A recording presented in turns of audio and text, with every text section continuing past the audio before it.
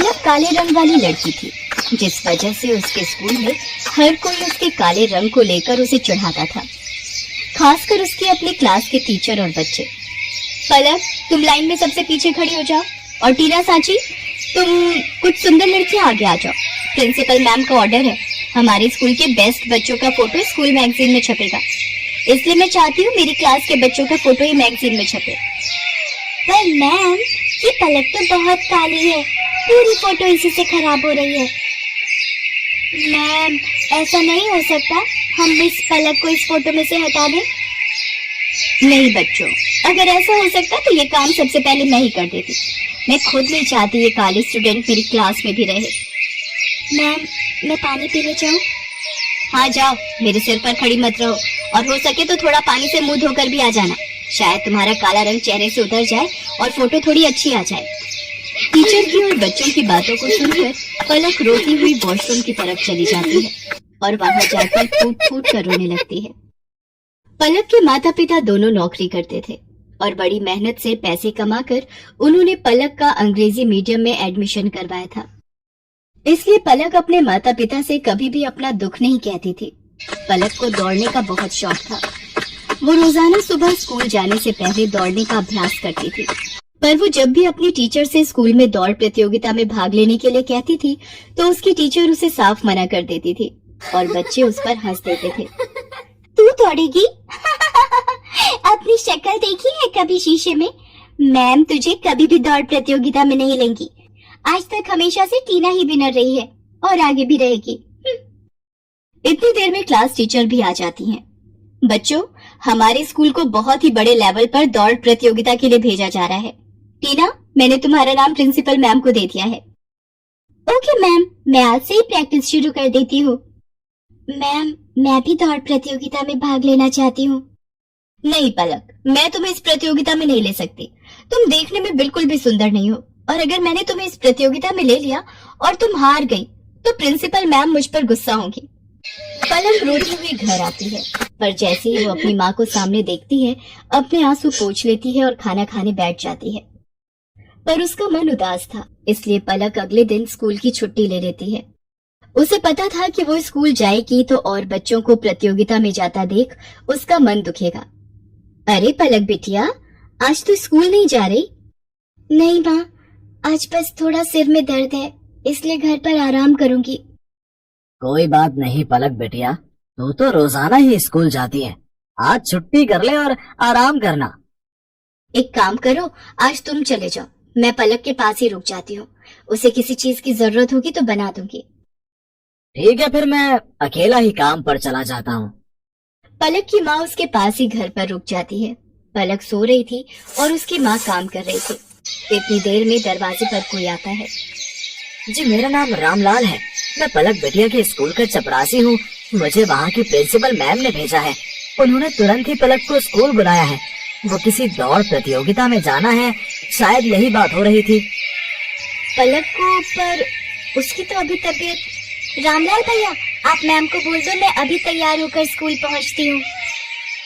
दौड़ प्रतियोगिता का नाम सुनकर मानो पलक के दिमाग में कौन सी फुर्ती आ गई कि वो जल्दी से तैयार होकर स्कूल पहुँच गई।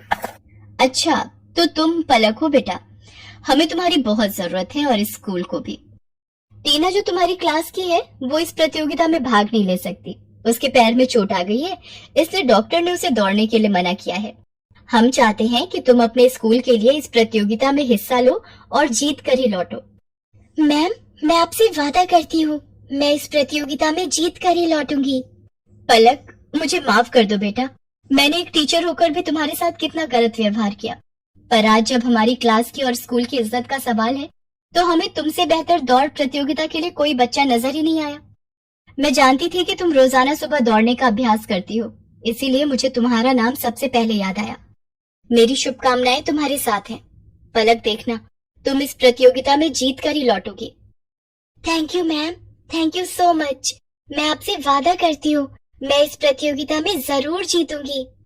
पलक की क्लास के सब बच्चे भी उसे शुभकामनाएं देते हैं और पलक पूरे जोश के साथ दौड़ प्रतियोगिता में हिस्सा लेती है और जीत कर लौटती है। उसकी प्रिंसिपल मैम और क्लास टीचर उसे इनाम में ट्रॉफी देकर सम्मानित करती हैं। ट्रॉफी लेकर पलक घर पहुंचती है प्रतियोगिता जीतने की खुशी पलक के माता पिता उसके चेहरे पर साफ साफ देख रहे थे। उस दिन के बाद से पलक को कभी भी कोई भी उसके काले रंग के लिए नहीं बोलता था, बल्कि सब उसकी बहुत तारीफ करते थे। रामलाल अमन कुमार के घर नौकरी करता था। अमन कुमार का बेटा सौरभ एक बड़े स्कूल में पढ़ता था, जबकि रामलाल का बेटा दीपक एक सरकारी स्कूल में पढ़ता था।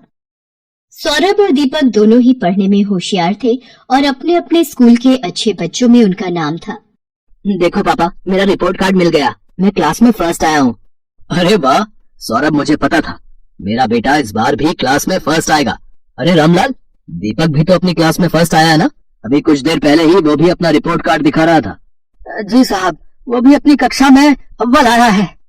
पापा, सरकारी स्कूल में पढ़कर तो कोई भी फर्स्ट आ जाता है। वहाँ की पढ़ाई तो बहुत आसान है। दीपक ने कोई बड़ा काम नहीं किया, एक छोटे से स्कूल में फर्स्ट आकर। सौरभ, ये लो लड्डू। मैं फर्स्ट आया हूँ ना, तो बापू ने सबको बांटे हैं। मैं नहीं खाता ये बेकार से लड्डू। मॉम, वो चॉकलेट बादाम कहाँ है जो आपने सबको खिलाए हैं? मेरे पापा तुम्हारे बापू की तरह सस्ते लड्डू नहीं लाते, वो तो चॉकलेट ड्राई फ्रूट लाए हैं। और ज्यादा इतराने की जरूरत नहीं है, तुम हमारे नौकर के बेटे हो। जितनी मर्जी कोशिश कर ले, तो मेरी बराबरी नहीं कर सकता। सौरभ बेटा, ऐसे नहीं बोलते, दीपक भी अच्छा बच्चा है। मॉम, मुझे दीपक एक आंख नहीं भाता। मेरे सामने पापा उसकी तारीफ करते रहते हैं, मुझे बिल्कुल अच्छा नहीं लगता। मैं कपिल के घर खेलने जा रहा हूँ। सौरभ को दीपक से नफरत थी। दीपक भी उसकी तरह पढ़ाई में बहुत अच्छा था। ये बात सुनकर सौरभ और गुस्से में आ जाता है।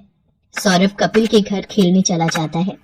क्या हुआ सौरभ, आज तो बड़ा गुस्से में है? मैं दीपक से नफरत करता हूँ।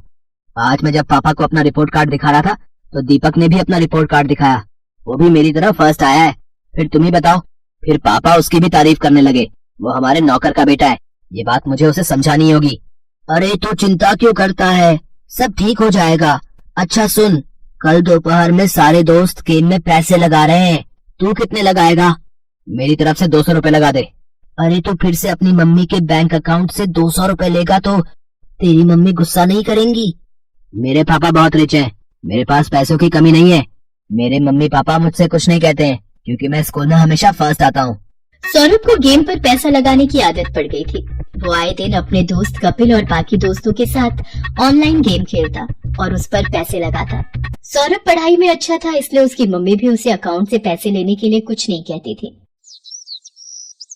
सौरभ, तुमने मम के अकाउंट से आज फिर 200 रुपए निकाले हैं। पापा, वो मेरा ऑनलाइन ग्रुप गेम चल रहा है ना, तो उसी के लिए चाहिए थे। अरे मुझे पता है, सौरभ ने मुझे बता दिया था कि वो 200 रुपए ऐड कर रहा है। बेकार में गुस्सा होते रहते हो मेरे लाल पर। वो तो ठीक है संध्या, पर चलिए आप नाश्ता कीजिए, बच्चे हैं आपस में लगे रहते हैं। संध्या अमन की बातों पर ध्यान नहीं देती। सौरभ को गेम खेलने की आदत पड़ती जा रही थी। एग्जाम भी नजदीक आ रहे थे। एक दिन, सौरभ क्या बात है, आजकल लग रहा है तुम पढ़ाई पर ध्यान नहीं दे रहे हो। तुम्हारी मैम का फोन आया था, तुम 2 दिन से ट्यूशन में लेट पहुंच रहे हो। मम्मी, वो एग्जाम आ रहे हैं ना, तो मैं कपिल के घर बैठकर पढ़ाई करता हूँ। हम दोनों साथ में ही ट्यूशन जाते हैं, तो पढ़ते हुए समय का पता ही नहीं चलता। अच्छा ये बात है, तुम कपिल के घर बैठकर एक्स्ट्रा टाइम में पढ़ाई कर रहे हो, ये बहुत अच्छी बात है। उधर दीपक भी अपनी आने वाली परीक्षाओं की तैयारी कर रहा था। बापू, इस बार मुझे फिर से फर्स्ट आना है, देखना मैं खूब मेहनत करूंगा। मुझे पता है मेरे बेटे, तुम पढ़ाई में बहुत मेहनत कर रहे हो। देखना, तुम्हारा ये जोड़ा हुआ विद्याधन एक दिन तुम्हारे बहुत काम आएगा, और तुम एक दिन हम सबका नाम रोशन जरूर करोगे। चलो दीपक बेटा, अब आकर ये दूध चावल खा लो, मैंने तुम्हारी पसंद के बनाए हैं। और तुम वो कहाँ जा रहे हो अपनी कक्षा के बच्चों के साथ? माँ, मैं साइंस म्यूजियम देखने जा रहा हूँ। वहाँ पर विज्ञान संबंधित बहुत से उपकरण हैं। टीचर बता रही थी हमें वहाँ जाने से बहुत कुछ सीखने को मिलेगा। अच्छा, ये तो बहुत अच्छी बात है। दीपक स्कूल के बच्चों के साथ साइंस म्यूजियम देखने जाता है। वहाँ उसे प्राइवेट स्कूल के बच्चे भी दिखाई देते हैं, जिनमें सौरभ भी होता है। सौरभ, ये तो वही लड़का है जो कई बार तेरे घर पर भी देखा है। अरे ये हमारे नौकर रामलाल का ही तो लड़का है, गरीब नौकर का बेटा है ये। हाँ, ये नौकर का बेटा है, फिर तो ये भी नौकर हुआ। सब बच्चे दीपक पर हंसने लगते हैं। दीपक घर आकर सुस्त और उदास हो जाता है। बापू, सब बच्चे मुझे नौकर का बेटा कहकर चिढ़ा रहे थे। सब बच्चे मेरे ऊपर हंस रहे थे। अरे मेरे बच्चे, तू इतनी सी बात पर बुरा मान गया। मैं तुझे तभी तो पढ़ा लिखा कर बढ़ा रहा हूँ, ताकि तू पढ़ लिख कर बड़ा आदमी बन सके और पैसे कमा सके। रामलाल की बातों को सुनकर दीपक में हिम्मत आ जाती है और वो खुश हो जाता है और खूब मन लगाकर पढ़ाई करने लगता है। अगले दिन दीपक स्कूल जाता है तो उसकी टीचर उसे कक्षा में पूरे साल अच्छा करने के लिए पुरस्कार देती है। दीपक ने पूरे साल बहुत मेहनत करके अव्वल स्थान पाया है, इसलिए दीपक को स्कूल की तरफ से कक्षा में best student of the year का अवार्ड दिया जा रहा है। और मैं जानती हूँ कि फाइनल एग्जाम जो आने वाले हैं, दीपक उसमें भी फर्स्ट क्लास पास होने की पूरी कोशिश में लगा होगा। Thank you ma'am. सब बच्चे तालियां बजाकर दीपक की प्रशंसा करते हैं। घर आकर दीपक अपने बापू और माँ को सारी बात बताता है। अरे वाह, ये तो बहुत सुंदर पुरस्कार है। जीते रहो मेरे बच्चे। बापू, मैं ये पुरस्कार अमन अंकल को दिखाकर उनका आशीर्वाद लेना चाहता हूँ। ठीक है बेटा, चल तू उनका भी आशीर्वाद ले ले। संध्या, तुम्हारे बैंक अकाउंट से 1 लाख रुपए निकल गए और तुम्हें पता तक नहीं। मैं भला इतने पैसे एक साथ कहाँ खर्च करूंगी? मुझे भी कुछ समझ नहीं आ रहा ये सब कैसे हो गया। रुको, मैंने बैंक से सारी डिटेल निकलवाई है। बैंक की तरफ से ही फोन है। अमन बैंक वालों से फोन पर बात करने लगता है। रामलाल और दीपक भी वहीं खड़े थे। हो गया सत्यानाश। और दो लाडले को मोबाइल फोन। तुम्हारे बेटे ने बेवकूफी में 1 लाख रुपए न जाने किसी ऑनलाइन गेम में लगा दिए। अब भुगतो। और है कहाँ ये सौरभ? वो तो अपने दोस्त कपिल के साथ ट्यूशन गया है। मेरे फोन पर सौरभ के ट्यूशन से फोन। जी, मैं सौरभ की मम्मी बोल रही हूँ। क्या सौरभ ट्यूशन नहीं आ रहा? पर जी ठीक है, सौरभ पिछले 1 हफ्ते से ट्यूशन नहीं जा रहा। तभी सौरभ आ जाता है। क्यों सौरभ, ट्यूशन से आ गए? जी पापा। अब तुम झूठ भी बोलने लगे हो। तुमने 1 लाख रुपए किसी ऑनलाइन गेम में लगा दिए और 1 हफ्ते से ट्यूशन भी नहीं जा रहे हो। 2 दिन बाद तुम्हारे फाइनल पेपर हैं। Papa mummy, I am sorry. मैं कपिल के बहकावे में आ गया था और उसी की वजह से आज मैं स्कूल टेस्ट पेपर में भी पहली बार फेल हो गया। अरे रामलाल, तुम कब आए? और दीपक बेटा, ये तुम्हारे हाथ में क्या है? जी ये वो, आज मुझे स्कूल में बेस्ट स्टूडेंट का अवार्ड मिला तो आपका आशीर्वाद लेने आ गया। जीते रहो बेटा, खूब तरक्की करो। अमन दीपक को आशीर्वाद देकर चुपचाप अपने कमरे में चला जाता है। पापा, क्या मैं अंदर आ सकता हूँ? मुझे अभी तुमसे कोई बात नहीं करनी सौरभ, अपने रूम में जाओ। मम्मी पापा मेरे से नाराज है, वो मेरे से बात नहीं कर रहे। सौरभ, अगर तुम्हें सच में अपनी गलती का एहसास है तो अपनी गलती को सुधारो, फिर तुम्हारे पापा का गुस्सा ठंडा हो जाएगा। मुझे पता है मम्मी, मुझे क्या करना है। सौरभ ने अब कपिल और उसके दोस्तों के साथ गेम खेलना बंद कर दिया और खूब मन लगाकर पढ़ने लगा। पर 2 दिन बाद उसका मैथ्स का पेपर था। उसने ट्यूशन की बहुत छुट्टियां ले ली थी और उसका कोर्स अभी बहुत बाकी रह गया था। मम्मी, मेरा बहुत सारा सिलेबस अभी रिवीजन के लिए बाकी है, मैं कैसे कर पाऊंगा? कुछ सवाल तो मुझे समझ भी नहीं आ रहे। सौरभ, तुम एक काम क्यों नहीं करते? दीपक की मैथ्स बहुत अच्छी है, उसके मार्क्स भी बहुत अच्छे आते हैं और मैंने सुना है अब तो सरकारी स्कूल की पढ़ाई भी बहुत अच्छी हो गई है और प्राइवेट स्कूल की किताबें और सरकारी स्कूल की किताबें एक जैसे कोर्स की पढ़ाई जाती हैं।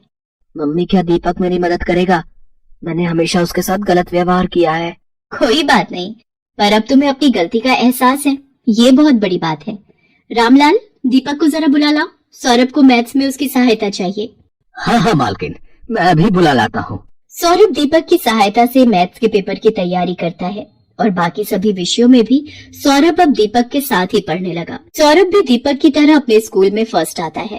सौरभ, तुम्हारा रिजल्ट देखकर मैं आज बहुत खुश हूँ।